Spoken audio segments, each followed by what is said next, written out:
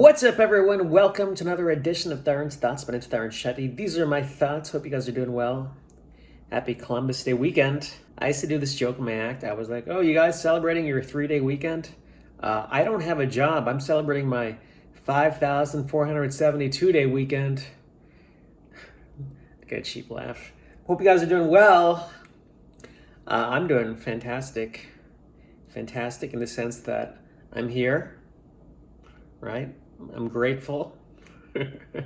Isn't that like every self-help book? Oh, I'm so grateful for today and for breakfast. Now, I feel good. Last night I went to, guys, I went to a party. I came all the way out here. My friend, I got these two great friends, and they invited me to their, I know this guy too. He's a lawyer. It was his 40th birthday party.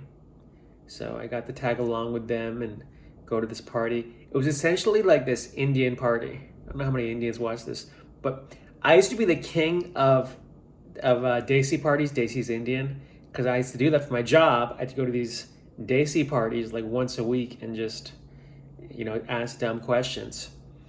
But I haven't been to these parties in years, so I go to this party and it's all Indian people there. It's so crazy because I feel like I'm in like a time warp, from like 20 years ago. And I'm seeing like these like Indian women walk in. Some of them are married, but some of them are clearly single, and they're like dressed in like these shorts, skirts and stuff. I'm like, what kind of milfs are these, right? And they look good from afar, but then I see them like take photos, and you can see the light like on their face and like the cracks, and you're like, oh my god. I mean, look, I'm also over 40, but I'm like, wow, these are like just middle-aged people, out and about. It was just like, wow, time just goes. And honestly, I didn't hit on anybody. That was usually my MO back in the day, but I just kind of hung out with my friends. And I think I called it early, like 10:30. I was like, I think I'm done. I'm not a big drinker. I talked to a few people, but I left. And, just going anywhere in LA is a big deal. It took me like 25 minutes. No, it took me 40 minutes just to go downtown and find parking. And there's like homeless people downtown like barking at you. But there was a guy at the party who I knew, and he was an artist back in the day. And he told me, yeah, he has a job now. And he was like, yeah, man, I have a job and I make good money. And he goes, sometimes I do miss being an artist, And I really did think, I was like, man, I really do feel grateful that I still do stand up, even though I feel like the walls are closing sometimes. So like, oh, maybe this could be it.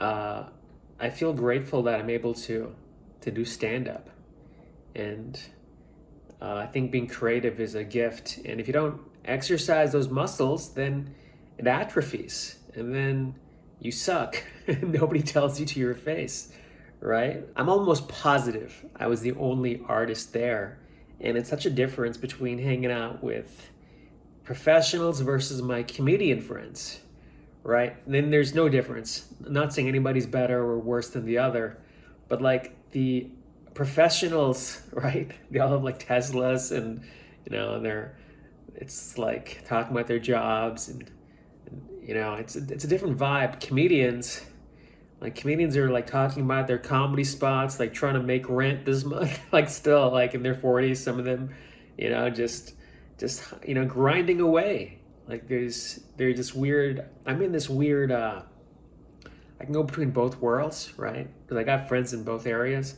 I think a lot of people are only focused in one area. They've got all their comedy friends, or their, why would professionals hang out with comedians? Also, by the way, like the artist group is a tight group.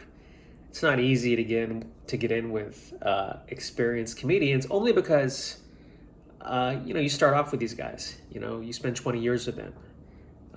Usually older comics don't really hang out with the newer comics because they just can't relate to them, right? They have like hopes and dreams while the older comics are beaten down.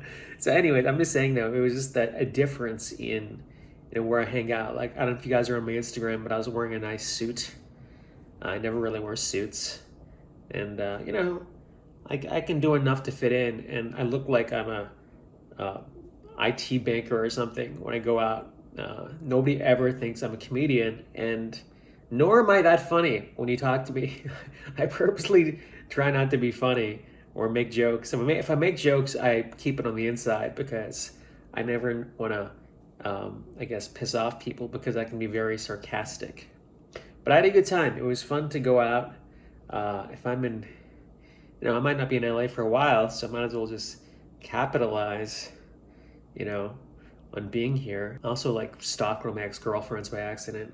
It came up on my Facebook. You guys ever do that? Like see like an ex-girlfriend pop up? Usually whenever a girl breaks up with me, like they always like get married, their next boyfriend. I don't know what happens with me. Are they just like, yo, that last relationship was so awful. Like the next guy I'm just gonna marry and reproduce with. I'm really not bitter at all, and I wish all my exes the best, even though I don't really talk to them. But it's just funny how, maybe because I'm in LA, maybe there's like an algorithm like, oh, you're back in town. Let's find out all your ex-girlfriends and shove them in your face so you can see how happy they are. But honestly, I've come to the conclusion that nobody is truly happy. Like everything on social media is a facade and people kind of just, pretend. But if you want the truth, you got to dig a bit, and who cares? It's too much to worry about other people, right? Nor do they care about you either. So, I've said this before, like I find the most peace when I can just, be me and not have any expectations and just work in my goals. There's a Zen life to that. It's lonely, but it's lonely at the top, right? We'll talk soon. Thanks for watching. Take care.